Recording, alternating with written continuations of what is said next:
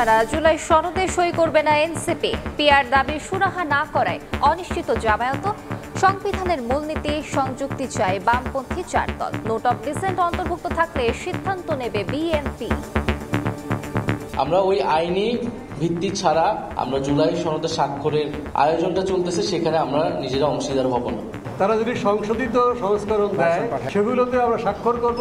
জুলাই সনদ স্বাক্ষর অনুষ্ঠানের পূর্ব মুহূর্তে আমরা আজকে প্রস্তাব দিচ্ছি, এই জাতির অধিকাংশ জনগণ, অধিকাংশ ভোটার পিআর পদ্ধতির পক্ষে।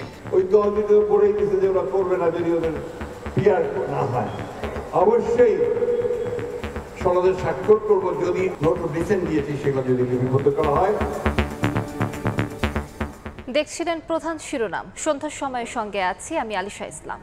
আর অন্যান্য শীর্ষ সংবাদ।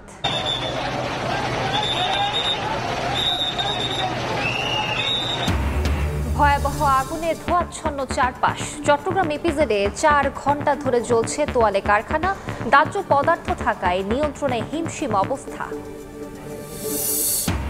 এইচএসসি পরীক্ষায় 2 দশকের মধ্যে পাশের হার সর্বনিম্ন। উচ্চ মাধ্যমিকে উত্তীর্ণ প্রায় 59%, কমেছে জিপিএ-5। এবারও এগিয়ে মেয়েরা।